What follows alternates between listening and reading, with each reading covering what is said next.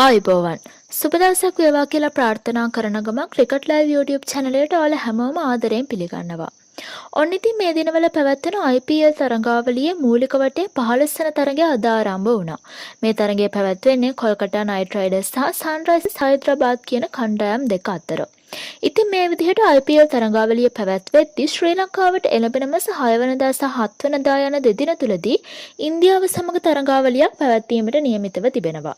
ඉතින් ඒ තමයි ශ්‍රී ලංකාව සහ ඉන්දියාව අතර ඉතිහාසයේ පළමු වතාවට පැවැත්වීමට නියමිත ශ්‍රී ලංකා ඉන්දිය ටේප් බෝල් ජාත්‍යන්තර ක්‍රිකට් තරගාවලිය. ඉතින් මේ තරගය සජීවීව ඔයාලට නරඹන්න පුළුවන් පියෝ ස්පෝර්ට්ස් හරහා. ඒ වගේම බොහෝ දුරට දෙරට අතර පැවැත්වෙන මෙම තරගාවලිය තරඟ දෙකකින් සමාන තරගාවලියක් වීමට ඉඩකඩ තිබෙන බවට තමයි වාර්තා වෙන්නේ. මොකද දින දෙකක් තුළ මේ තරගාවලිය පැවැත්වෙන නිසා. ඉතින් මේ තරගාවලිය පිළිබඳව වගේම ක්‍රිකට් පිටියේ අලුත් වෙන නවතම තොරතුරු දැන ගැනීමට අපිව subscribe කරලා bell button එක click කරලා අපිත් එක්ක දිගටම එකතු වෙලා ඉන්න. ඔයාලා හැමෝටම ක්‍රීඩාශීලී සුබ දවසක්.